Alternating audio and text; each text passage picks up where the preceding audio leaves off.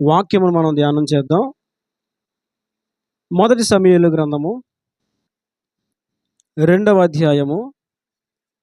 గతించిన వారం మనం ధ్యానం చేసిన వాక్యాన్ని మనం కొనసాగిస్తున్నాం. ఈ దినం కూడా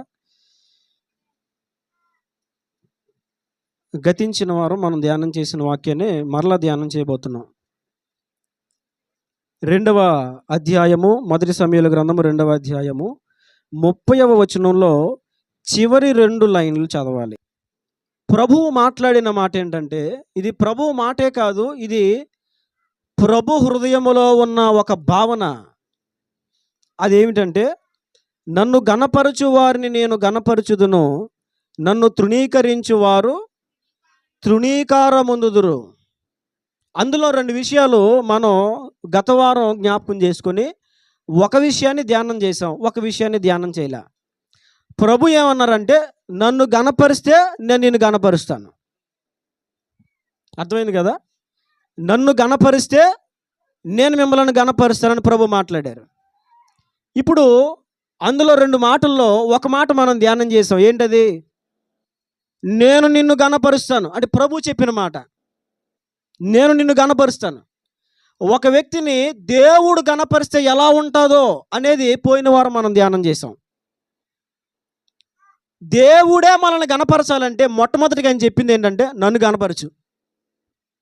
నీవు నన్ను గణపరిస్తే నేను నిన్ను, ప్రభు చెప్పిన మాట అది. నన్ను గణపరచు వారిని నేను గణపరచెదను. ప్రభువు గణపరిస్తే ఎలా ఉంటుంది? కొన్ని అనుభవాలు మనం నేర్చుకున్నాం. కొంతమంది భక్తుల జీవితాలు మనం గతించిన వారం ధ్యానం చేసాం. దేవుడు గణపరిస్తే ఎలా ఉంటుంది? దావీదు గొర్రెల కాపరై ఉంటే, తండ్రి చేత మరవబడిన స్థితిలో ఉంటే, అలాంటి దావీదుని దేవుడు పిలిచి తన అన్నల ఎదుట, అంటే తృణీకరించారు అన్నలు. ఏ అన్నల ఎదుట తృణీకరించబడ్డాడో, ఏ అన్నల ఎదుట హేళన చేయబడ్డాడో, ఏ తండ్రి చేత మరవబడ్డాడో ఆ తండ్రి ఎదుట, ఆ అన్నదమ్ముల ఎదుట రాజుగా అభిషేకించబడ్డాడు. దేవుడు గణపరిస్తే అలా ఉంటుంది. గతించిన వారం మనం కొన్ని విషయాలు ధ్యానం చేసాం. వాటిని మీకు మరలా జ్ఞాపకం చేస్తాను. అదేవిధంగా దేవుడు యోసేపును గణపరిచాడు. యోసేపు అన్నలు కూడా యోసేపును నమ్మేశారు. అన్నయ్య, నేనేం చేశాను? నేను ఏ తప్పు చేశాను? నాలో ఏ పాపం ఉంది? వద్దని అమ్మకండానయ్యా అని బ్రతుములాడుకున్నా సరే, నిర్దాక్షిణంగా, ఆ తమ్ముడు అనేటువంటి కనికరం లేకుండా, మన వాళ్ళు అంటారు కదా, నీకు సీమీ నెత్తురుంటే అలాగా, అది లేకుండా వాళ్ళు ఏం చేశారు? తమ్ముడిని అయినటువంటి యోసేపుని అమ్మేశారు. అయితే ఎవరైతే అమ్మేశారో ఆ అన్నల ఎదుటే దేవుడు యోసేపుని ఏం చేశాడు? గణపరిచాడు. ఇప్పుడు అన్నలే వచ్చి యోసేపుకి ఏం చేశారు? నమస్కారం చేశారు. అంటే దేవుడు గణపరిస్తే ఇలా ఉంటుంది. దావీదుని దేవుడు గణపరిచాడు అన్నదమ్ముల ఎదుట. యోసేపును దేవుడు గణపరిచాడు అన్నదమ్ముల ఎదుట. మొర్దెకైని దేవుడు గణపరిచాడు హామాను ఎదుట. దానియేలుని దేవుడు గణపరిచాడు బబులోను సామ్రాజ్యంలో, పరదేశంలో, స్వదేశంలో కాదు, అన్యజనుల ఎదుట దేవుడు దానియేలుని గణపరిచాడు. అంటే దేవుడు గణపరిస్తే అలా ఉంటుంది. మరి మామూలుగా ఉండదు, చాలా ఉన్నతంగా ఉంటుంది. ప్రభు అయితే చెప్తున్నారు, నీవు నన్ను గణపరిస్తే నేను గణపరుస్తాను, నిన్ను ఇలా గణపరుస్తాను. ఒక యోసేపుని దేవుడు ఎలా గణపరిచాడో, ఒక దావీదుని దేవుడు ఎలా గణపరిచాడో, ఒక మొర్దెకైని దేవుడు ఎలా గణపరిచాడో, ఒక తర్వాత ఎవరు దానియేలుని దేవుడు ఎలా గణపరిచాడో అలాగున మనల్ని దేవుడు గణపరుస్తాడు. వారే కాదు, నేను కొంతమందిని మీకు జ్ఞాపకం చేశాను. దేవుని చేత గణపరచబడిన వారు ఇంకా చాలామంది ఉన్నారు బైబిల్లో. షద్రకు, మేషకు, అబేద్నెగోలు అగ్నిగుండంలో ఇసిరేశారు అంతే. ఆ పిల్లిని ఇసిరేస్తారు కదా, అలాగా ఇసిరిపాడేసారు. 1 2 3 వేసేసారు.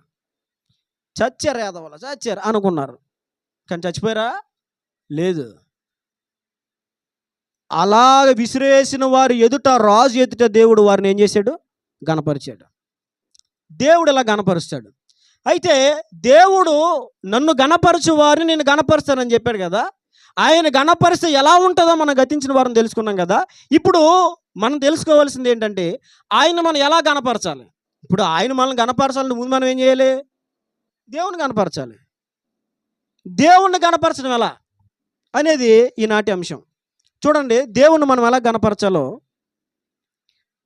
వాక్యంలో నుంచి మనం తెలుసుకుందాం. 2వ సమూయేలు గ్రంథము 6వ అధ్యాయము. 2వ సమూయేలు గ్రంథము 6వ అధ్యాయము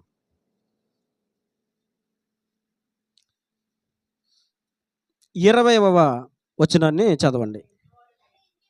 తన ఇంటి వారిని దీవించుటకు దావీదు తిరిగి రాగా సౌలు కుమార్తెయగు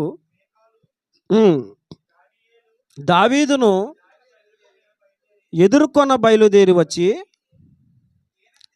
హీనస్థితి గల పనికత్తెలు చూచుచుండగా వ్యర్థుడొకడు తన బట్టలను విప్పివేసినట్లుగా ఇశ్రాయేలులకు రాజు అయిన నీవు నేడు బట్టలను తీసివేసి ఎంత ఘనముగా కనబడితివని అపహాస్యము చేసినందున చాలు. దావీదు దేవునిని గణపరిచే వ్యక్తి. దేవునిని గణపరిచే వ్యక్తి. ఇప్పుడు ప్రభువుని గణపరచడం అని నేర్చుకోవాలి కదండి. ప్రభువుని గణపరచడం అని నేర్చుకోవాలి.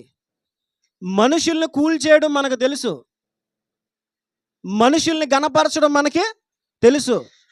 ఒకవేళ మనుషుల్ని గణపరచడం మనకి తెలిసినా తెలియకపోయినా దేవుణ్ణి గణపరచడం మాత్రం ఖచ్చితంగా తెలియాలి మనకి. మా ఇంట్లో మా అమ్మగారిని ఎలా కూల్ చేయాలి మాకు బాగా తెలుసు. మా అమ్మగారు ఎంతో కోపంతో ఊగిపోయినా ఏమి లేదు, జస్ట్ ఒక అర కేజీయో మటన్ తెచ్చేసాం అనుకో, ఇక అంతే చల్లారిపోతారు. చాలామంది స్త్రీలు అంటే ఇది తరచుగా జరిగేదే, భర్త మీద అలిగిన గొడవ అయినా భర్త కొంచెం ప్రేమ కలిగి చెప్పకుండా బయటికి వెళ్ళి ఒక చీర కొనుక్కొచ్చారనుకో, ఏంటప్పుడు ఏమవుతుంది? కూల్ అయిపోతారు.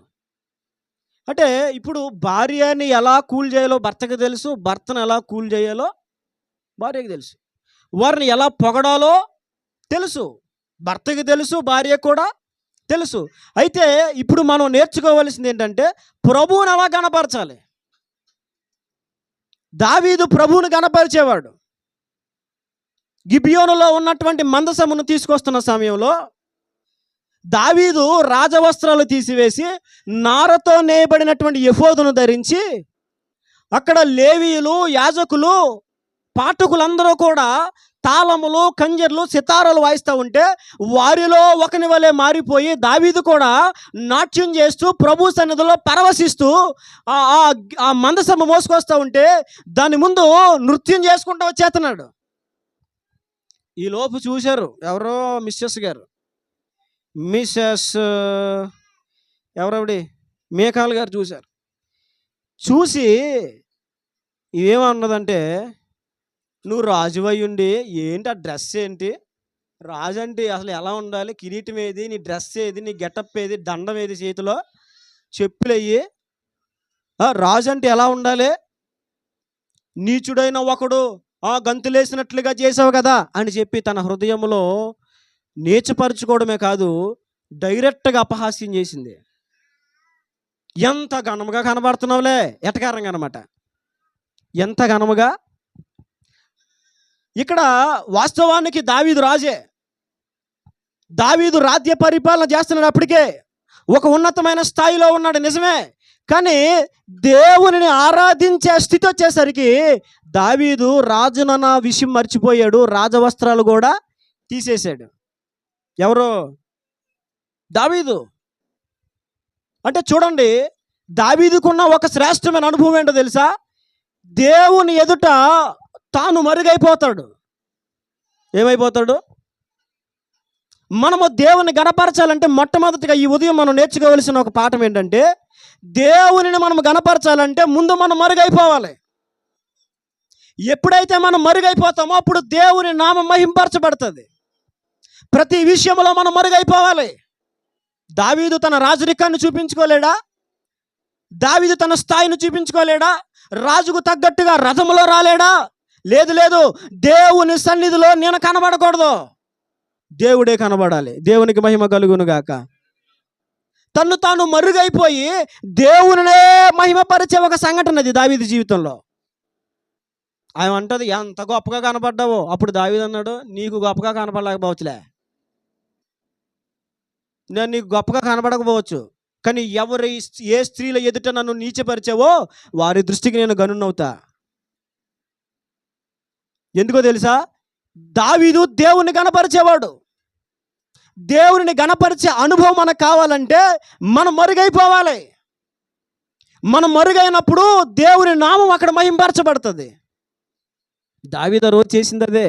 దేవుని సన్నిధిలో సర్వసాధారణంగా మారిపోయి తను రాజునన్న విషయం మర్చిపోయి తన స్థాయిని మర్చిపోయి దేవుని సన్నిధిలో కేవలము దేవుని నేను మహింపరచాలి, దేవుని ఎదుట నా స్థాయి, నా హోదా, నా అంతస్తు ఇదేమి పనికిరాదు అని చెప్పి దేవుని సన్నిధిలో మరుగైపోయి అందరిలో ఒకరిలాగా మారిపోయి ప్రత్యేకమైన స్థితిని కోరుకోకుండా మరుగైపోయి ఉన్నాడు. దేవుని నామం మహింపరచబడాలంటే మనం ఏమైపోవాలి? మరుగైపోవాలి. మేము హైదరాబాద్ ఒకసారి ప్రార్థనకు వెళ్ళినప్పుడు, అప్పటికే మేము అరకులో ఉంటున్నాము, అక్కడ దేవుని పనిలో కొనసాగుతున్నప్పుడు రాత్రి సమయాల్లో అరకు నుండి వ్యాలీ 3 కిలోమీటర్లు, అరకు వ్యాలీ, అక్కడ నుంచి అరకు వ్యాలీ వచ్చి వారానికి 2 సార్లు రాత్రులు అక్కడ ప్రార్థనలు పెట్టేవాళ్ళం 2 కుటుంబాల దగ్గర. అయితే మేము వెళ్ళినప్పుడు ఆటోలకి వెళ్ళేవాళ్ళం. వాళ్ళేమో మరి పనులకి వెళ్తారు, వాళ్ళు పనులు ఉంటాయి కాబట్టి సాయంకాలమే వాళ్ళకి ఫ్రీగా ఉంటుంది. మేము 6 గంటలకు వెళ్ళి వారి ఇంటి దగ్గర 6కి 6:30కు ప్రార్థన పెట్టి ముగించుకుని వచ్చేసరికి 8 అయిపోయేది. ఏజెన్సీ ఏరియాలో మీకు బాగా తెలుసు, 7 అవుతుందనేసరికి, చీకటి పడుతుందనేసరికి ఎక్కడ ఆటోలు అక్కడ ఆగిపోతాయి, ఎక్కడ జనాలు అక్కడ ఆగిపోతారు, ఇంకా రాకపోకలే ఉండవు, ఎవరు తిరగరు. మేము ఏం చేసేవాళ్ళం, ప్రార్థన ముగించుకొని దేవుని పనికే కదా మనం వెళ్ళింది, దేవుడు మన కొరకు ఏదో ఒకటి సిద్ధపరుస్తాడులే, ఆటో ఏదో ఒకటి అని చెప్పి విశ్వాసంతో, బాబు ఇప్పుడు ఏముంటాయి బాబు అని వాళ్ళు అన్నా సరే మేము బయలుదేరి వచ్చేసేవాళ్ళం. ఆ సమయంలో మేమిద్దరం వచ్చేస్తూ ఉంటే కొంతమంది ఆ బస్ స్టాప్ దగ్గర నుంచి ఉంటే ఆటో కోసం కొంతమంది ఫుల్గా తాగేసి తోలుతా అలా మా పక్కన నడుచుకుంటూ వెళ్ళేవారు. అప్పుడు అనిపించింది, ప్రభా ఒక బండి ఉంటే ఇలా ప్రార్థనలకు వెళ్ళినప్పుడు వెయిట్ చేసే పని ఉండదు, ఈ తాగుబోతుల దగ్గర భయపడాల్సిన అవసరం ఏమీ ఉండదు. ఇప్పుడు నేను సింగిల్ అయితే పర్వాలేదు, నన్ను కొట్టేసినా ఏమైపోయినా పర్వాలేదు, మరి ఉన్నారు కదా ఎవరో సతీమణి గారు ఉన్నారు, మరి ఇప్పుడు ఆవిడ సరిగ్గా చూసుకోకపోతే ఆవిడకి ఏమన్నా అయిందనుకో నేను బాధ్యుణ్ణి. అందుకని ప్రార్థన చేసేవాళ్ళం, ప్రభా ఒక్క వాహనం తండ్రి, సెకండ్ హ్యాండ్ల బండి అయినా పర్వాలేదు, ఇక్కడ పరిచర్య కోసం కావాలి ప్రభా అని ప్రార్థన చేస్తూ ఉంటే, ఆ సమయంలోనే హైదరాబాద్ వెళ్తే ఒక కుటుంబము ప్రేరేపించబడి, పరిచర్యలో మీరు వాహనం కావాలని అన్నారు కదండి, పరిచర్యలో వాడండి వాహనం కొరకు అని చెప్పి వారి దగ్గర ఉన్న బంగారం తీసుకొచ్చి నా చేతిలో పెట్టారు. మీకు విషయం తెలుసా? ఆ బండి బంగారం అమ్ముకు ఉన్నదే, ఇప్పుడు నేను వాడుతున్న బండి. నా దగ్గర ఉన్న అదనంగా ఉన్న డబ్బులు కొంచెం కలిపి కొన్నది ఆ బండి. వాళ్ళు ఆ బంగారం ఇస్తూ నాతో చెప్పిన మాట ఏంటి తెలుసా? బ్రదర్, ఈ బంగారం మేమిచ్చామని మీకు మాకు దేవునికి తప్ప 4వ వ్యక్తికి తెలియకూడదు. దేవునికి మహిమ కలుగును గాక. ఈ విషయాన్ని మీకు ఎందుకు జ్ఞాపకం చేశానంటే, దేవునిని మహిమపరిచే వారిలో ఉండే గుణం అలా ఉంటుంది. మేము కనబడకూడదు, ఏ విషయంలో మేము దేవుడే కనబడాలి, ఇది దేవుడే చేశాడు, ఇది దేవుని ద్వారా జరిగింది. ఇలా దేవుని మహిమపరిచేవారుగా మనం ఉంటే మన ద్వారా దేవునికి ఘనత వస్తుంది. దేవునికి మహిమ కలుగును గాక. ఎలా కనపరచాలి? దేవుని నామం ఎలా కనపరచబడుతుంది? మనం మరుగైపోయినప్పుడు కనపరచబడుతుంది దేవుని నామం. మనం మరుగవ్వకుండా ఉంటే దేవుని నామం మహింపరచబడదు. దావీదు జీవితంలో ఇంకొక అనుభవం కూడా మనం చూస్తాం. చూడండి, మీకు జ్ఞాపకం చేస్తాను. 1 దినవృత్తాంతాల గ్రంథము 29వ అధ్యాయము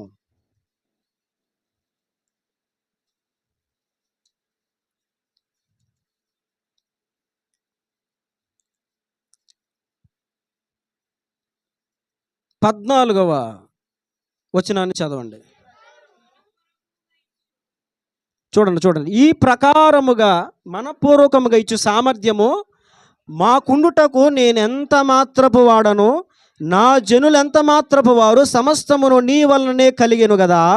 నీ స్వసంపాద్యములో కొంత మేము నీకిచ్చి ఉన్నాము. దేవునికి మహిమ కలుగును గాక.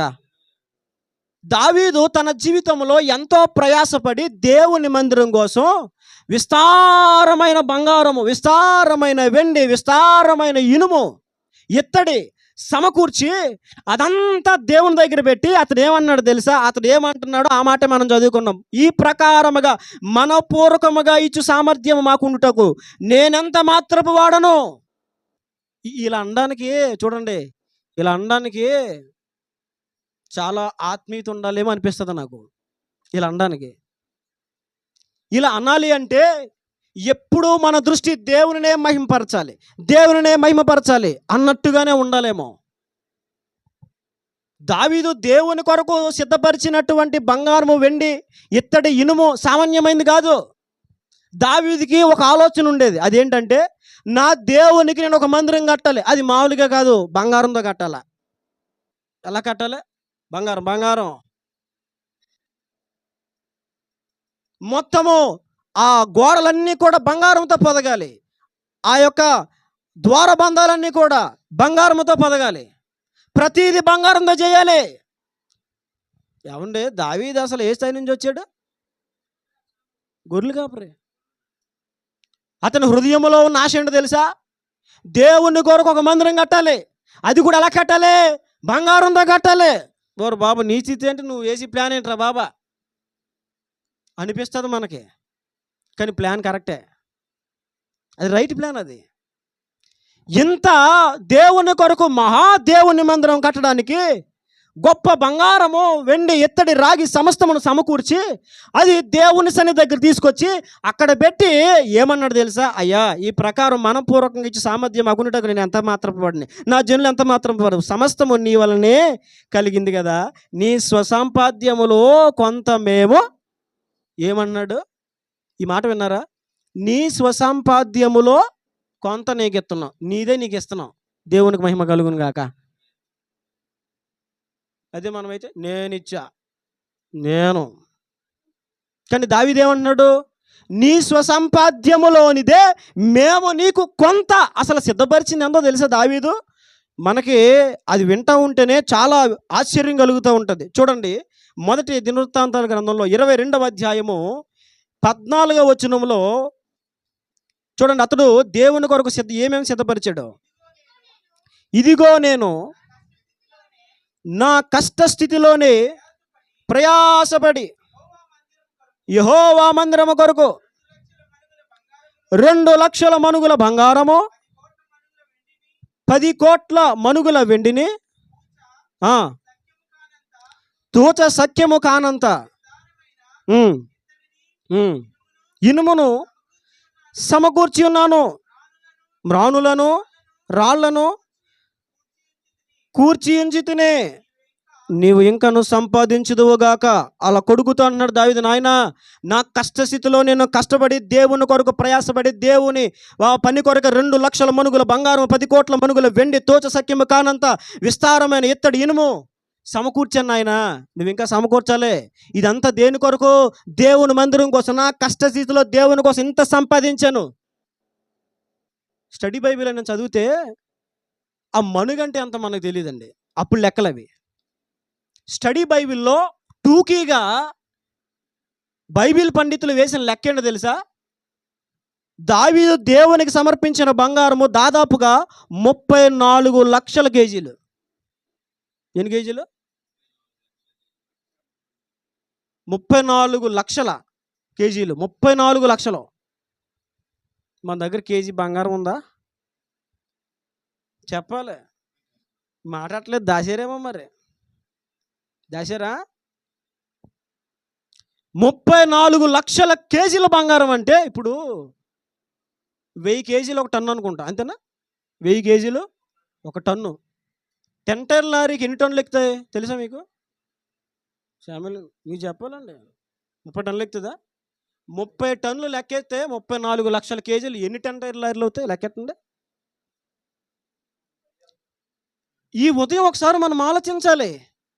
కొన్ని వందల లారీలు, టెంటర్ లారీల బంగారము తీసుకొచ్చి దేవుని ముందు పెట్టి అన్నాడు, ప్రభా ఇది ఇవ్వడానికి అసలు నేను ఏ పాటోని, ఇదంతా నీది, నీదే, నీకిచ్చాము, దేవునికి మహిమ కలుగును గాక. నిజంగా నేను వాక్యం చదువుతున్నప్పుడు, ఈ వచనం చదువుతున్నప్పుడల్లా కూడా నేను చాలా సంతోషపడుతూ ఉంటాను. హృదయంలో చాలా ఆనందం కలుగుతూ ఉంటుంది. అసలు దావీదు స్థాయి ఏంటి, అతడు దేవునికి ఇచ్చిన అర్పణ ఏంటి, మన బతుకు కాలంలో ఎప్పుడు ఇవ్వలేమేమో దేవునికి. అంతటి అర్పణ దేవునికి ఇచ్చి అంటాడు, ప్రభువా ఇంతగా ఇవ్వడానికి నేను ఏ పార్టీ వాడను, ఇదంతా నీదే, నీ దానిలో నుంచే మేము నీకు కొంత అన్నాడు. మళ్ళీ అది కొంత వాస్తవానికి కొన్ని వందల టెంటర్ లారీల లోడు సరుకు అది. ఇక వెండి ఇత్తడి చూస్తే తోచ సఖ్యము కానంతగా ఉంది.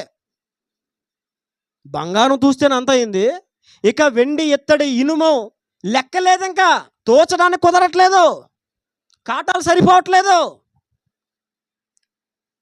సరిపోవట్లా.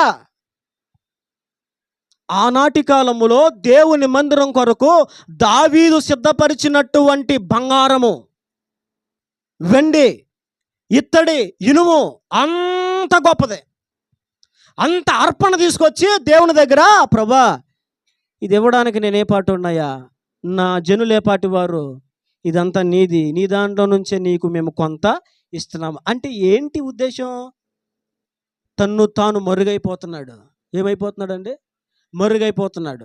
అందుకే నేను తెలియజేస్తున్నాను, దేవుడు మహిమపరచబడాలి అంటే మనము మరుగవ్వాలి. మనము మరుగైనప్పుడు దేవుని నామము మహిమపరచబడుతుంది. ఇప్పుడు నాకు బండికి బంగారం ఇచ్చారని చెప్పాను కదండి. ఎవరైనా ఎలా కొన్నారండి బండి అంటే, దేవుడు సహాయం చేశాడండి అని అంటాను. ఎవరి ద్వారానంటే చెప్పొద్దన్నారండి అని అంటాను. పేరు తెలీదు, ఊరు తెలీదు, మనుషులు ఎవరో తెలీదు. ఇప్పుడు మహిమ ఎవరికి వస్తుంది? దేవునికి వస్తుంది. అందులో సందేహం ఏం లేదు. ఇక ప్రభు అంటారు, నన్ను గణపరచు వారు నేను గణపరుస్తాను. ఆయన గణపరచాలంటే మనం మరుగైపోవాలి. మనం మరుగైనప్పుడు దేవునికి మహిమ వస్తుంది. దేవునికి మహిమ రావడం కోసం మనం ఎంతగానైనా మరుగైపోవడానికి సిద్ధపడాలి. దేవునికి మహిమ కలుగును గాక. మనం మరుగైతే దేవునికి మహిమ వస్తుంది. అప్పుడు ఆయన మనం అలా గణపరిస్తే మనల్ని ఆయన గణపరుస్తాడు. దేవునికి మహిమ కలుగును గాక. రెండవ విషయాన్ని నేను జ్ఞాపకం చేస్తాను. చూడండి, మొదటి దినవృత్తాంతాల గ్రంథం 22వ అధ్యాయం 5వ వచనం. నా కుమారుడైన సొలొమోను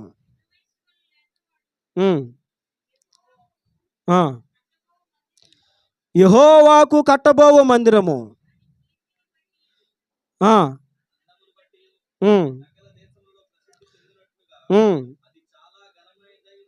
అది చాలా ఘనమైనదై, ఏమని మాట్లాడుతున్నారు దావీదు?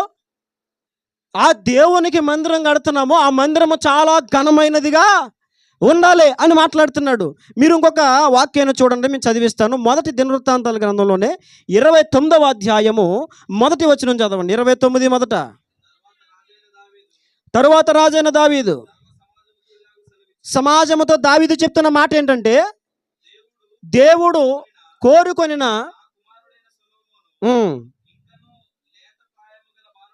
ఉన్నాడు, కట్టబోవు ఆలయం మనుషునికి కాదు, దేవుడైన యెహోవాకే గనుక ఈ పని బహు గొప్పది. ఈ మాట బాగా గుర్తుపెట్టుకోండి, ఈ పని బహు గొప్పది. నీ ద్వారా దేవుని నామము ఘనపరచబడాలంటే మొదటిగా నీవు మరుగైపోవాలి. ఏమైపోవాలి? నీవు మరుగైపోవాలి. రెండవది, దేవుని నామము నీ ద్వారా మహిమపరచబడాలంటే అక్కడ రాయబడి ఉంది, ఇదిగో కట్టబోవు ఆలయము మనుషునికి కాదు, దేవుడని యెహోవాకే, కనుక ఈ పని బహు గొప్పది. అంటే మన ద్వారా దేవునికి ఘనత రావాలంటే ఆయన పని గొప్పగా చేయాలి. దేవునికి మహిమ కలుగును గాక. ఒకటి, దేవుని ఘనత రావాలంటే మనం మరుగైపోవాలి. రెండవది, దేవుని ఘనత రావాలంటే ఏం చేయాలి చెప్పాలి. రెండవది దేవుని పని గొప్పగా చేయాలి. అర్థమైందా? ఒకటేంటది? దేవునికి ఘనత రావాలంటే మన ద్వారా మనం మరుగైపోవాలి. రెండవది, మన ద్వారా దేవునికి ఘనత రావాలంటే దేవుని పని గొప్పగా చేయాలి. దావీదు దేవుని పని ఎంత గొప్పగా చేసేవాడో ప్రత్యేకంగా నేను చెప్పవలసిన అవసరం లేదు.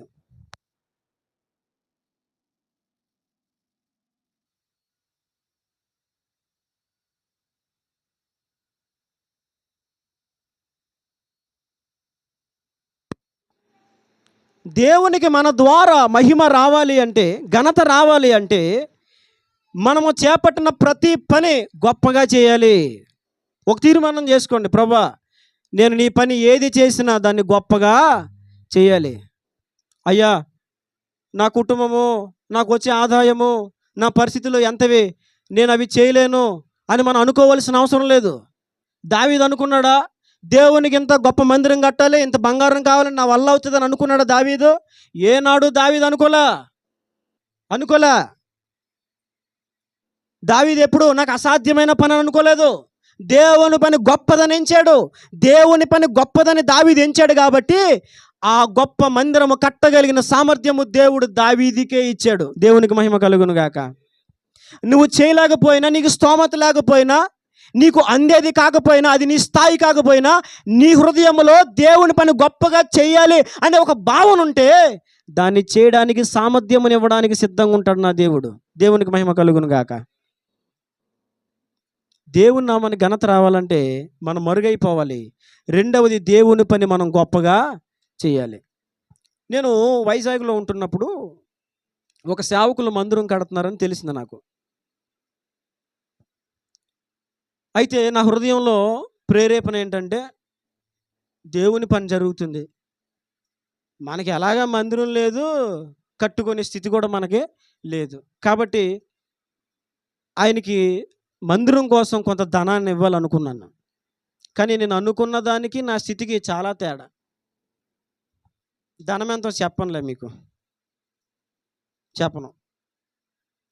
కానీ నేను అనుకున్నా ఇవ్వాలి, మందిరం కోసం ఇవ్వాలి అని అనుకున్నా. అప్పటికే వైజాగ్లో నేను 5,500 రూపాయలు అద్దె కడుతున్నాను. ఆ సేవకుడు మందిరం కడుతున్నానని తెలిసేసరికి సహాయం చేయాలి అనేటువంటి భావన నాలో కలిగింది. కానీ నేను ఎంత సహాయం చేయాలనుకున్నానో చేయలేని స్తోమత నాది, అనుకున్నంత స్థితిలో చేయలేని స్తోమత నాది. కానీ విచిత్రం ఏంటి తెలుసా? నా హృదయంలో ఉన్న భావన చూసి నేను ఎంత సహాయము చేయాలనుకున్నానో అంత దేవుడు నాకు ఇచ్చాడు. దేవునికి మహిమ కలుగును గాక. ఇది ఎందుకు నేను తెలియజేస్తున్నానంటే, దేవుని పని నేను గొప్పగా చేయాలనే భావన నీకున్నప్పుడు దాన్ని చేయగలిగినటువంటి స్థితి కూడా దేవుడు ఇస్తాడు. నీ ద్వారా దేవునికి మహిమ రావాలంటే, నీ ద్వారా దేవునికి ఘనత రావాలంటే నువ్వు చేసే ప్రతి పని ఘనముగా చేయాలని తీర్మానం చేసుకో. దేవుని పని, నేను చేసే ప్రతి పని దేవుని పని ఘనముగా చేయాలి. చివరికి చర్చు బయట చెప్పులు సర్దే పని మొదలుకొని, బయట చెప్పులు సర్దే పని చిన్న పనా? అస్సలు కాదు. మందిరములో చెప్పులు సర్దే పని మొదలుకొని, బాత్రూములు కడిగే పని మొదలుకొని ప్రతిదీ కూడా చాలా గొప్పది, చాలా గొప్పది. ఇది నిజం. ఈ ఉదయం దేవుడు మనతో మాట్లాడుతున్న మాట ఏంటంటే, మందిరములో ప్రతి పని, అది తుడిచే పనైనా కడిగే పనైనా చాలా విలువైంది, చాలా గొప్పది. నువ్వు ఎంత గొప్పగా చేస్తావో దేవుడిని అంతగా గణపరుస్తాడు. దేవునికి మహిమ కలుగును గాక. నువ్వు ఎంత గొప్పగా చేస్తావో నీ ద్వారా దేవునికి అంత ఘనత వస్తుంది. దేవుడు నిన్ను అంతగా గణపరుస్తాడు. మందిరంలో ఏ పనైనా సరే, అది మందిరంలో పనా, పరిచర్యలో పనా, లేదా మనమిచ్చే అర్పణ, ఏదైనా సరే గొప్పగా చేయాలి నేను అనే ఒక తీర్మానం మనలో ఉంటే మన ద్వారా తప్పకుండా దేవునికి ఘనత వస్తుంది. 2 మాటలు మీకు చెప్పాను. దేవుని ఘనత రావాలంటే ఏం చేయాలి?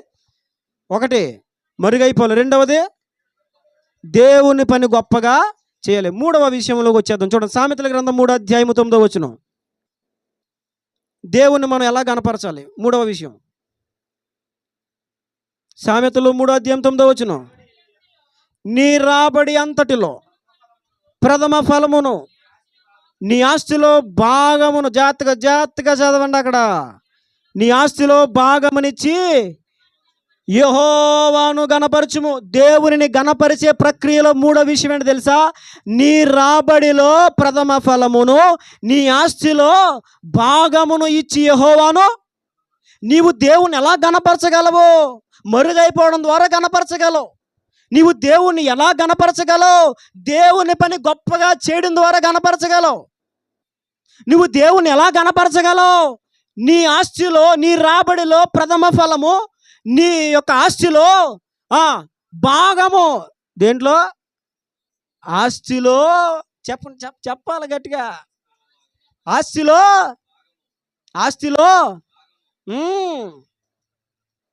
అంటే దేవునిని గణపరిచే ప్రక్రియలో మూడోదని తెలుసా? ఆస్తిలో భాగం ఇవ్వాలి. అలా నువ్వు దేవుని గణపరచవచ్చు. దేవుని గణపరిచే భాగంలో అదొకటే. దేవుని గణపరిచే విధానంలో మూడవది ఏంటి తెలుసా? నీ ఆస్తిని, నీ దాంట్లో నీ రాబడిలో ప్రథమ ఫలములను దేవునికి ఇచ్చుట ద్వారా దేవుణ్ణి నువ్వు గణపరచవచ్చు. తెలుసుకోవాలి దేవుని ఎలా గణపరచాలో. దేవుని గణపరచాలని ఆశ మనకు ఉంటుంది. ఎలా గణపరచాలో మనకు తెలియకపోతే అది ఎలా సాధ్యం అవుతుంది? ప్రభు అంటారు, నన్ను గణపరచువా, నేను గణపరుస్తాను. మరి ఎలా గణపరచాలి ప్రభుని? నువ్వు మరుగైపో, దేవుని పని గొప్పగా చేయి. నీ రాబడిలో ప్రథమ ఫలము, నీ ఆస్తిలో భాగమునిచ్చి దేవుణ్ణి గణపరచు.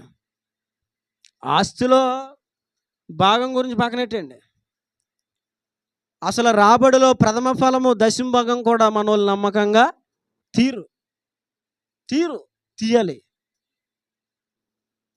తీయాలండి. ఎందుకని అలాగున దేవుని నామము గణపరచబడుతుంది. ఆ విధానంలో నీవు దేవుని గణపరచగలవు.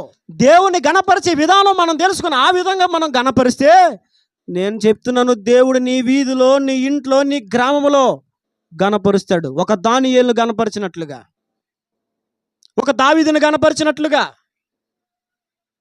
ఒక మొర్దెకైని గణపరిచినట్లుగా, ఒక యోసేపుని గణపరిచినట్లుగా దేవుడు నిన్ను గణపరుస్తాడు.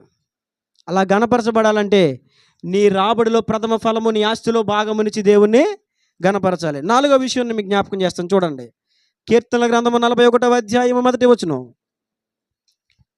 కీర్తనలు 41:1 బేదలను ధన్యుడు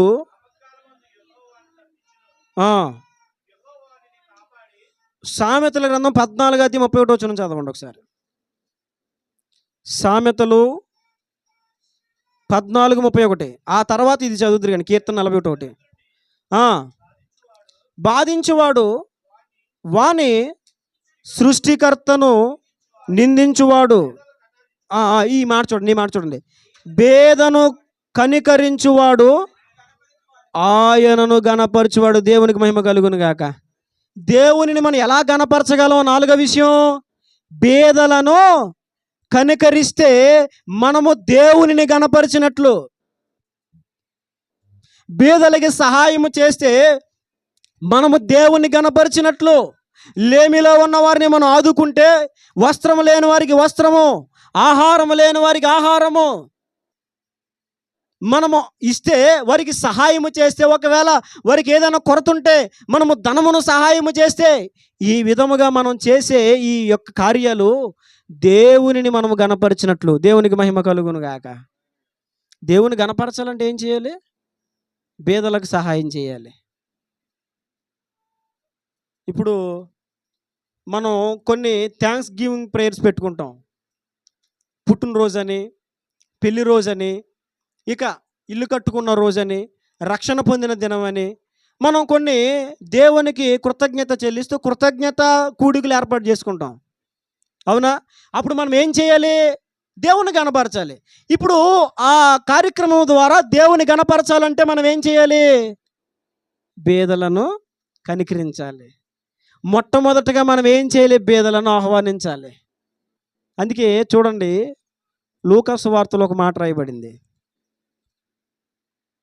14వ అధ్యాయము, లూకాసు వార్త 14వ అధ్యాయము 12వ వచనం. మరియు ఆయన తన్ను పిలిచిన వారితో ఇట్లా, నేను నీవు పగటి విందైనను రాత్రి విందైనను చేయునప్పుడు నీ స్నేహితులనైనను నీ సహోదరులనైనను నీ బంధువులనైనను ధనవంతులకు చూడండి, ప్రభు ఏమన్నారు? పిలవవద్దు. వారు ఒకవేళ నిన్ను మరలా పిలుతురు గనుక నీకు ప్రత్యుపకారము కలుగును. అయితే నీవు విందు చేయనప్పుడు బేదలను, అంగహీనులను, కుంటివాండ్రను, గుడ్డివాండ్రను పిలువము. నీకు ప్రత్యుపకారము చేయుటకు వారికి ఏమీ లేదు కనుక నీవు ధన్యుడవు. నీతిమంతుల పునరుద్ధానమందు నీకు ప్రత్యుపకారము పొందుదు అని దేవునికి మహిమ కలుగునుగాక. ప్రభు ఏమంటున్నారు? నీవు విందు చేసుకున్నప్పుడు నీవు ధనవంతుల్ని, సహోదరుల్ని, ధనవంతులని నీ సహోదరుల్ని పిలవకో. మరి ఎవరిని పిలవాలంటున్నాడు ఆయన? బేదలను, కుంటివారిని, గుడ్డివారిని. అందుకే మనం చదువుకున్నాం సామెతల గ్రంథంలో. ఏమని చదువుకున్నాం? దరిద్రుని బాధించువాడు అని సృష్టికర్తను నిందించువాడు, బేదలను కనికరించువాడు ఆయనను ఘనపరచువాడు. ఎవరిని కనికరిస్తే? బేదలను కనికరిస్తే ప్రభువుని ఘనపరిచినట్లు. ఇప్పుడు మనం ఏదైనా విందు చేసుకున్నప్పుడు మనం బేదలను పిలిచి వారికి ఆహారం పెట్టినా, వస్త్రాలు పెట్టినా మనం ఎవరిని ఘనపరిచినట్లు? ప్రభువుని ఘనపరిచినట్లు. ప్రభువుని ఏ విధంగా ఘనపరచాలో చాలా తేటగా వాక్యములో రాయబడి ఉన్నది. ఏ విధంగా ఘనపరచాలో నిజం, అది వాస్తవమే. దేవుడు మన జీవితాల్లో కార్యాలు చేశారు. ఒక ప్రార్థన మనం ఏర్పాటు చేసుకున్నాం. ఇప్పుడు మనం ఆయనకి ఒక బహుమతి ఇవ్వాలి. ఇప్పుడు మనం దేవుని కృతజ్ఞతలు చెప్పాలి. ఎలా చెప్పగలం? చెప్పే మార్గం ఏది? చెప్పాలండి. చెప్పే మార్గం ఏది? ప్రభు అంటారు, నీవు వారికి చేస్తావా? నాకు చేసినట్లే. వారికి వస్త్రం ఇచ్చావా? నాకు ఇచ్చినట్లే. మత్తయి సువార్తలో ప్రభు అదే మాట్లాడతారు కదా.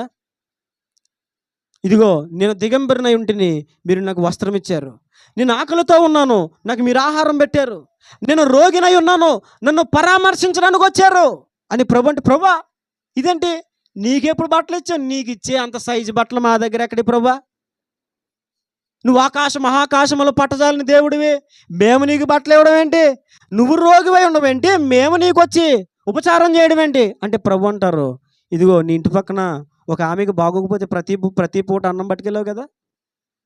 ఒక ఆయన వస్త్రంలో ఆ వర్షంలో తడుచుకుంటూ చలి కొనుక్కుపోతూ పై బట్ట లేకుండా వెళ్ళిపోతూ ఉంటే కొత్త వస్త్రం ఇచ్చావు కదా, నాకు ఇచ్చావు, నాకు చేసావు. పలానా వీధిలో ఒక వ్యక్తిని 4 రోజుల పాటు మంచం మీద ఉండి వెళ్ళి పరామర్శించి కొంచెం దండం సహాయం చేసి ప్రార్థన చేసి వచ్చావు కదా, నాకు చేసావు. దేవునికి మహిమ కలుగును గాక. అంటే బీదకు చేస్తే దేవునికి చేసినట్లు, బీదకు చేస్తే మనము దేవుని గణపరచినట్లు. ఈ విధంగా కూడా మనం దేవుని గణపరచవచ్చు, గణపరుద్దాం. అలాగా బీదలకు సహాయము చేయటం ద్వారా మనం దేవుని గణపరచవచ్చు. అలాగున మనం దేవుని గణపరచాలి, అలాగున మనం దేవుని గణపరచగలం. 5వ విషయాన్ని మీకు జ్ఞాపకం చేస్తాను, చూడండి. హగ్గయి గ్రంథము 1వ అధ్యాయము 8వ వచనం. హగ్గయి గ్రంథము 1వ అధ్యాయము 8వ వచనం. పర్వతములెక్కి, కొంచెం పైనుంచి చదవండి. సైన్యములకు అధిపతి యెహోవా ఏమనగా,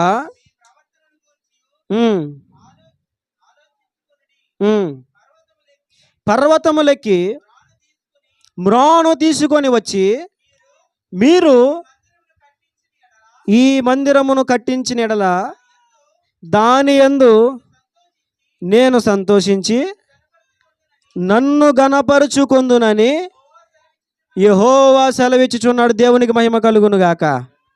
మనము దేవుణ్ణి ఎలా గణపరచగలము?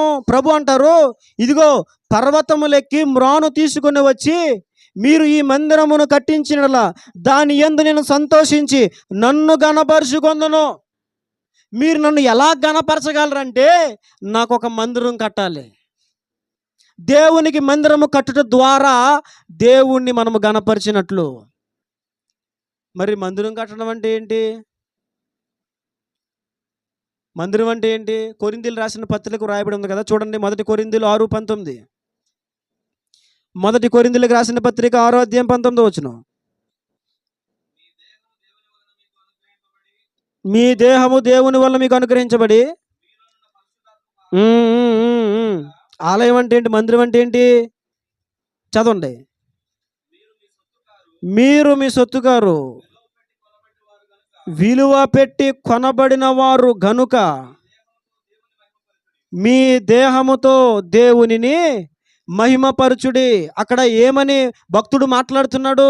మీ దేహము దేవుని వలన మీకు అనుగ్రహింపబడి మీలోనున్న పరిశుద్ధాత్మకు ఆలయమై. అంటే మనమే ఒక మందిరంగా మారిపోతే దేవుని ఘనత, దేవునికి మహిమ కలుగును గాక. మనమే ఒక మందిరంగా ఉండాలి దేవునికి. మన హృదయంలో దేవునికి నివాసం ఉండాలి. ప్రభు అంటారు, ఇదిగో పర్వతములెక్కి మ్రానులు నరికి తీసుకొచ్చి నాకు మందిరం కట్టండి, అప్పుడు దానిని బట్టి నేను సంతోషించి నన్ను నేను గణపరుచుకుంటాను. అంటే నీవే ఒక మందిరంగా మారిపోతే దేవుని నామం గణపరచబడుతుంది.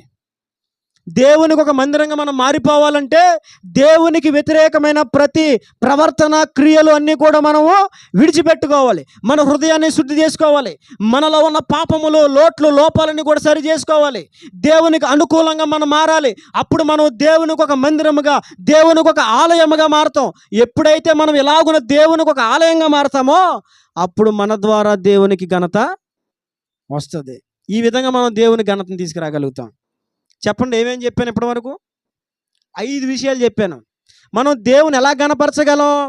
మనం మరుగైపోవటం ద్వారా. రెండవది, దేవుని పని గొప్పగా చేయడం ద్వారా. మూడవది, ఇచ్చుట ద్వారా దేవుని గణపరచగలం. పేదలకు సహాయము చేయడం ద్వారా దేవుని, మనమే ఒక మందిరముగా మారుట ద్వారా దేవుని గణపరచగలం. ఇంకెలా దేవుని గణపరచగలం? ఇంకొక 2 విషయాలు మీకు జ్ఞాపకం చేస్తాను. చూడండి, మలాకీ గ్రంథము 2వ అధ్యాయము 2వ వచనం. మలాకీ గ్రంథము 2వ అధ్యాయము 2వ వచనం.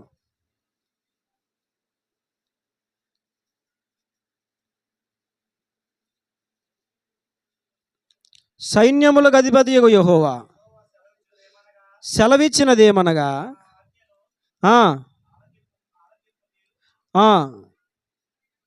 నా నామమును ఘనపరచునట్లు మనపూర్వకముగా దానిని ఆలోచింపకయు ఉండిన ఎడల నేను మీ మీదకి శాపమును తెప్పించి మీరు కలిగిన ఆశీర్వాద ఫలమును శపింతును. మీకు కలిగిన ఆశీర్వాద ఫలమును శపింతును. మీరు దానిని మనసునకు తెచ్చుకొనని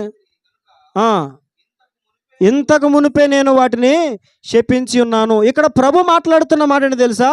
ఇదిగో, మీరు ఆ ఆజ్ఞను ఆలకింపకయు నా నామమును గణపరచునట్లు మనపూర్వకముగా దానిని ఆలోచింపకయు. ఇప్పుడు దేవుని నామం మనం గణపరచాలంటే ఏం చేయాలంటే, దేవుని ఆజ్ఞను గైకోవాలంట, దానిని ఆలోచించాలి.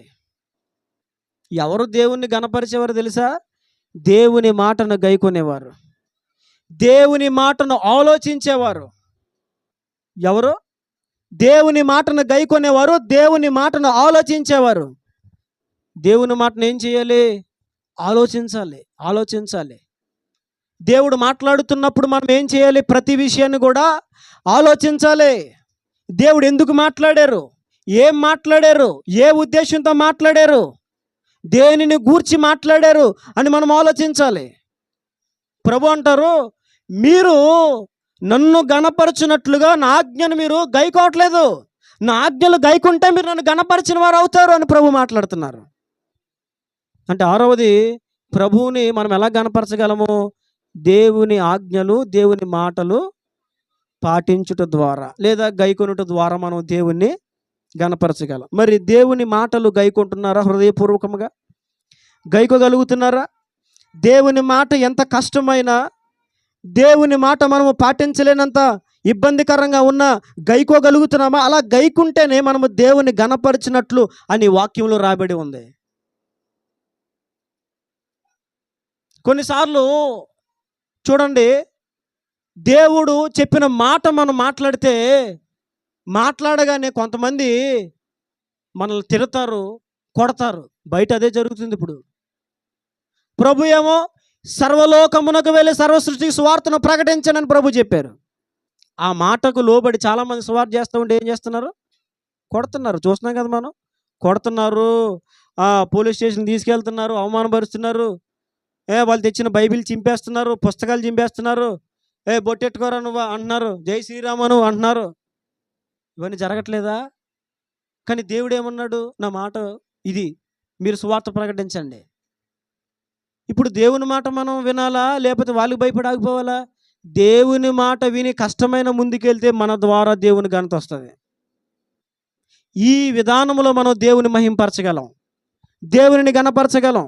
దేవుని మాటకు లోబడుట ద్వారా మనం దేవుని నామాన్ని గణపరచగలం. చివరగా 7వది మీకు జ్ఞాపకం చేస్తాను చూడండి. కీర్తన గ్రంథము 69వ అధ్యాయము 30వ వచనం. కీర్తన గ్రంథము 69వ అధ్యాయము 30వ వచనం. 69:30. కీర్తనలతో నేను దేవుని నామమును స్తుతించెదను, కృతజ్ఞతాస్తుతులతో నేను ఆయనను ఘనపరచెదను. ఎలా ఘనపరుస్తాను అంటున్నాడు దావీదు?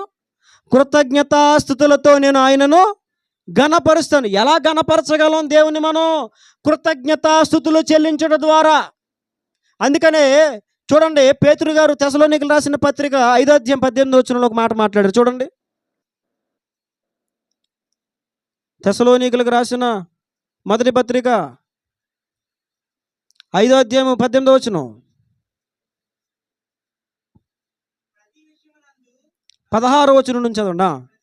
ప్రతి విషయమునందును కృతజ్ఞతాస్తుతులు చెల్లించుడి, ఇలాగూ చేయుట యేసు క్రీస్తునందు మీ విషయములో దేవునికి మహిమ కలుగును గాక. మనం కృతజ్ఞతాస్తుతులు చెల్లించడం ద్వారా దేవుని నామని గణపరచగలం. దేవునిని గణపరిచే మార్గాలు ఇవే. దేవునికి ఘనత రావాలి అంటే మన ద్వారా మనం మరుగైపోవాలి. దేవునికి మన ద్వారా ఘనత రావాలంటే దేవుని పని మనం గొప్పగా చేసేవారిగా మారిపోవాలి. చెప్తారా ఒకసారి? నేను ఇప్పటి వరకు 7 విషయాలు చెప్పాను. దేవునిని ఎలా గణపరచగలం మనం అనే అంశంలో 7 విషయాలు తెలియజేశాను. చెప్పండి, ఆ 7 విషయాలు చెప్పేశారనుకో మిమ్మల్ని వదిలేస్తాను. చెప్పలేదనుకో తాళం వేసేస్తాను. చెప్పండి చెప్పండి, దేవుని మనం ఎలా గణపరచగలం? మరుగైపోవట ద్వారా దేవుని గణపరచగలం. రెండవది అందరూ చెప్పాలి సుమా, ఎవరు చెప్పకపోయినా అందరూ ఆగిపోతారు. దేవుని పని గొప్పగా చేయటం ద్వారా మనం దేవుని గణపరచగలం. మూడవది గణపరచగలం, సహాయము చేయటం ద్వారా దేవుని గణపరచగలం. మనమే ఒక మందిరంగా మారటం ద్వారా దేవుని గణపరచగలం. గైకొనుట ద్వారా దేవుని మనము గణపరచగలం. తర్వాత కృతజ్ఞతాస్తుతులు చెల్లించడం ద్వారా మనము దేవుని గణపరచగలం. ఎందుకని? దావీదు భక్తుడు మాట్లాడాడు, ఇదిగో యేసయ్యా దేవా, కృతజ్ఞతాస్తుతులతో నేను ఆయనను గణపరుస్తాను, నిన్ను గణపరుస్తాను. ఎలా గణపరుస్తానంటే కృతజ్ఞతాస్తుతులతో గణపరుస్తాను. అంటే ప్రతి దానిని బట్టి మనం దేవుని కృతజ్ఞతాస్తుతులు ప్రతి దానిని బట్టి. నష్టం వచ్చిందా? ప్రభువా నీకు స్తోత్రాలు, కృతజ్ఞతలు నాయన. ఆశీర్వాదం వచ్చిందా? ప్రభువా నీకు స్తోత్రాలు, కృతజ్ఞతాస్తుతులు ప్రభువా. మొన్నే కదా 10వ తరగతి పరీక్షలు అయినాయండి. 10వ తరగతి పరీక్షలు అయితే పాస్ అయిన వాళ్ళు అందరూ పెద్ద ప్రార్థనలు పెట్టేశారు. ఫెయిల్ అయిపోయిన వాళ్ళు సౌండ్ లేదు, మాట అసలు బయటికి రావట్లేదు. బయటకు వస్తే ఫెయిల్ అయిపోయిన చెప్పాల్సి వస్తుంది ఇప్పుడు. కానీ దేవుని గణపరిచే ప్రక్రియ ఏంటి తెలుసా? 10వ తరగతి ఫెయిల్ అయిపోయినప్పుడు ప్రార్థన పెట్టడమే కాదు, పాస్ అయినా ప్రార్థన పెట్టడం కాదు, ఫెయిల్ అయిపోయినా పెట్టాలి. దేవునికి మహిమ కలుగును గాక. మరి మా ఓడి ఫెయిల్ అయిపోయింది, దేవుని చిత్తం, దేవుని కృతజ్ఞతాస్తుతులు కలుగును గాక. నువ్వు ప్రార్థన పెట్టావనుకో, దేవుని పట్ల నీకు ఎంత ప్రేమ ఉందో నీ వీధిలో వాళ్ళందరూ చూస్తారు. ఓరి బాబు, నష్టం వచ్చినా సరే ప్రార్థన పెట్టారు, స్తుతి ప్రార్థన అంట. మళ్ళీ ఇప్పుడు దేవుని నామని మనం ఏం చేస్తున్నాం? దాని ద్వారా గణపరుస్తున్నాము. యోబు సమస్తము కోల్పోయిన తర్వాత ఏమన్నాడు? మంచి దేవుడు అనుకున్నానులే, అయిపోయింది, చాలే. మంచి దేవుడు అనుకున్న, ప్రభువా స్తోత్రం స్తోత్రం. అని అనుకుంటే మొత్తం తీసేసావుగా ఏమీ లేదుగా చాలులే అని అన్నాడా? ఏమన్నాడు తెలుసా? ఇదిగో తల్లి గర్భములో నుంచి నేను దిగంబరిగా వచ్చిన దిగంబరిగానే వెళ్ళిపోతాను. ఇదిగో అవన్నీ దేవుడే ఇచ్చాడు, దేవుడే తీసుకున్నాడు. ఆయన నామమునకే స్తుతి కలుగునుగాక. ఇది దేవునికి కృతజ్ఞతాస్తుతులు చెల్లించడం. ఇలా చెల్లించడం ద్వారా దేవునికి మహిమ వస్తుంది. మనకున్న ఒక బలహీనత ఏంటంటే నష్టము రాగానే, బాధ కలగగానే కృంగిపోతాం. లేదో అప్పుడు మరి ఎక్కువగా దేవుని స్తుతించాలి. కొన్నిసార్లు నాకు రెంట కట్టడానికి డబ్బులు ఉండవు, చాలా లేట్ అయిపోతుంది. మనం ఏమన్నా సొంత ఇల్లు అండి, కడతావా ఖాళీ చేస్తావా అంటారు. ఇప్పుడు ఒకసారి వైజాగ్లో ఉన్నప్పుడు అలాగే, బాబు ఏంటి రెంట ఖాళీ అయిపోయింది కట్టవా నువ్వు అని ఇంటికల్లా ఆంటీ గారు అన్నారు. అమ్మ కట్టేస్తానులే అమ్మ. నేను ఒకటే డిసైడ్ అయ్యా అప్పుడు, ప్రభా నువ్వు ఇస్తే కడతా, లేదంటే సామాన్లన్నీ బయటకు వచ్చి రోడ్డు మీద నుంచి ఉంటా. తెగించేసానాక నేను అలాగ లేట్ అయిన పరిస్థితిలో ఏం ప్రార్థన చేస్తాను తెలుసా? ప్రభా ఇలా లేట్ అవ్వడం నీ చిత్తమేమో, నీకు స్తోత్రాలు. అంతే, అసలు దిగాలు పడకూడదు. ఒకవేళ అవమానం ఎదురైందా, ప్రభా నీకు స్తోత్రం. ఒకవేళ బలహీనత వచ్చిందా, ప్రభా ఇది రావడం నీ చిత్తం, నీకే కృతజ్ఞతాస్తుతులు. నష్టం కలిగిందా, ప్రభా ఇలా నష్టపరచబడడం నీ చిత్తమే, నీకు కృతజ్ఞత. భర్త కొట్టగానే లోపలికి వెళ్ళిపోయి ఏం చేస్తాం మనం? చెప్పలు ఏం చేస్తారు చాలామంది? కొట్టేశాడు. అందుకే చేసుకోకూడదు అనుకున్నా, నాకు తెలిస్తే చేసుకునేదాన్ని కాదు. కానీ ప్రభా పోనే ఇలా దెబ్బలు తిన నీ చిత్తం, నీకే కృతజ్ఞతాస్తుతులు అని అంటాం మనం. అనాలి. అది మరి దేవుని ఎల్లప్పుడూ స్తుతించడం అంటే, ప్రతి విషయంలో దేవుని కృతజ్ఞతాస్తుతులు చెల్లించడం అంటే అదే. మేలు పొందుకున్నప్పుడే కాదు, కీడు జరిగిన దేవుని కృతజ్ఞతాస్తుతులు చెల్లించాలి. పట్నాల ఉపదేవి గారు అంటే రమణ గారు చనిపోయారు. అప్పుడు మొన్న ఆయన నిద్రించారు ప్రభువులో. నిద్రించినప్పుడు నేను, ప్రభా ఇలా జరుగుతున్న నీ చిత్తమే, నీకే స్తోత్రాలు అని చెప్పాను. చెప్పాలి ప్రభుకి. ఏంటి ఆశీర్వాదం వచ్చినప్పుడైనా మనం ప్రభుని స్తుతించేది? అన్నీ కలిసి వచ్చినప్పుడైనా ప్రభు కృతజ్ఞతాస్తుతులు చెల్లించేది కాదు. ఏమీ లేనప్పుడు. మీకు అందరికీ తెలుసు, చివరికి ఒక మాట చెప్పి ముగించేస్తాను. ఇప్పుడు చిలకలూరుపేటలో పరిచయం చేస్తున్న దైవ సేవకులు షాలేం రాజు గారు, మీకు అందరికీ తెలుసు. మీరు అందరూ యూట్యూబ్లో ఆయన వీడియోలు చూస్తారు, షార్ట్లు చూస్తారు, తెలుసు కదా. నాకు తెలియదు అన్నవాళ్ళు చేస్తుండే. షాలేం రాజు గారు చిలకలూరుపేట చూసే ఉంటారు మీరు. ఆయన భయంకరమైన అప్పుల్లో ఉండగా ఆయన చెప్పారు సాక్ష్యం. ఆయన చెప్పింది నేను చెప్తున్నా. భయంకరమైన అప్పుల్లో ఉన్నప్పుడు ప్రతిరోజు సాయంత్రం కుటుంబం అంతా కూర్చొని, అప్పుడు పాప ఆయనకి ఈ డ్రమ్ములు కూడా ఏమి లేవంట, ఒక తినే అన్నం ప్లేట్ పళ్ళెని తీసుకొచ్చి బోర్లించేసి ఇంక అందరూ పాటలు మొదలు పెట్టేవారంట. ఎందులో ఉన్నారు ఆయన? భయంకరమైన అప్పులు,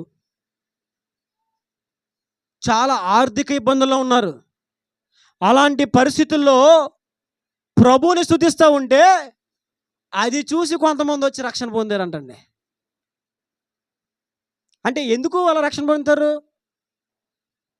వీళ్ళు ఇంత శ్రమలో ఉన్నా దేవుణ్ణి స్తుతిస్తున్నారంటే వీళ్ళ దేవునిలో ఏదో ఉంది.